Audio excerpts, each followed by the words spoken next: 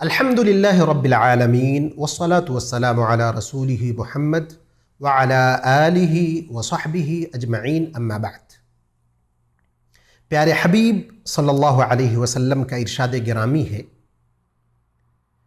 من خرج من بیتہ فقال، جو اپنے گھر سے نکلا اور نکلتے وقت یہ دعا پڑھی، بسم اللہ توکلت علی اللہ لا حول ولا قوة الا باللہ۔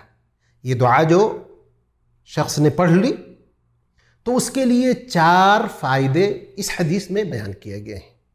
یقال لہ، اس سے کہا جاتا ہے، یعنی فرشتے کہتے ہیں، ہدیتا، تو ہدایت یافتہ ہوا، وکفیتا، تیرے لیے اللہ کافی ہے، واقیتا، اور تجھے تمام شر و فساد سے بچایا گیا، وتنحى عنك الشیطان، اور شیطان تم سے دور ہو گیا۔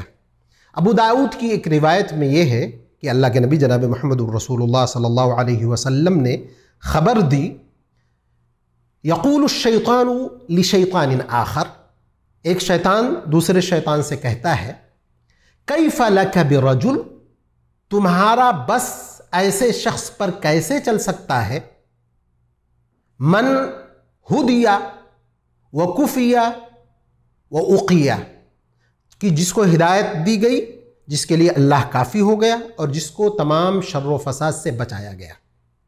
اس حدیث میں جو دعا بتلائی گئی ہے اس کی طرف آتے ہیں۔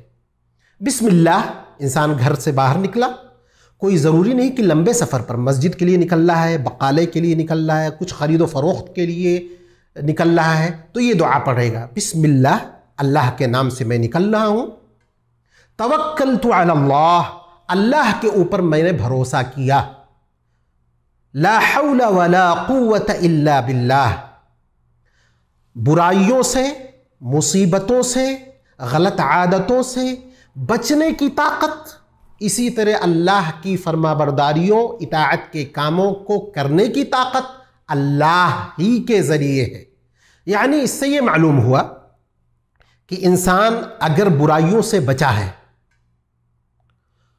اور اچھے کام کر رہا ہے تو اس میں اس کی کوشش کے ساتھ رب العزت والجلال کی مدد بھی شامل حال ہے، اللہ کی توفیق اس کے ساتھ ہے، ورنہ اس کے لیے کوئی فخر کی بات نہیں ہے۔ یہ اچھی بات ہے کہ انسان نیک ہو، لیکن نیکی کے ذریعے کسی پر فخر جتلانا یہ معیوب چیز ہے، بلکہ اس کو شکر گزار بننا چاہیے کہ اللہ نے مجھے توفیق دی، فلاں بندے کو نہیں دی۔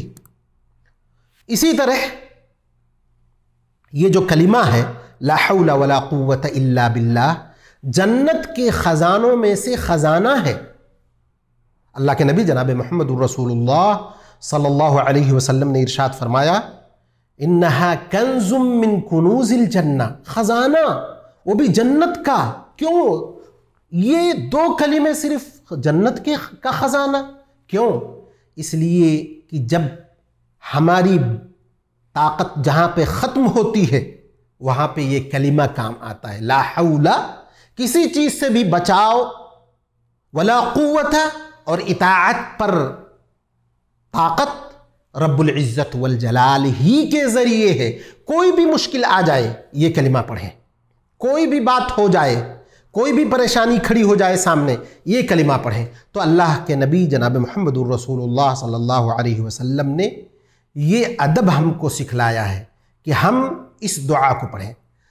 ساتھ ہی جو 3 لفظ بیان کیے گئے ہیں، ہدیتا، اس کو ہدایت دیا گیا، مطلب یہ ہے کہ ہمارا جو بھی عمل ہوگا اس راستے میں، ہماری طرف سے جو بھی چیزیں ہوں گی اس میں ہدایت کا عنصر ہوگا، وہ ہدایت پر مبنی ہوگا۔ دوسری بات ہے کفیتا، یعنی جس مقصد کے لیے میں جا رہا ہوں اس مقصد کو پورا کرنے کے لیے اللہ کافی ہے۔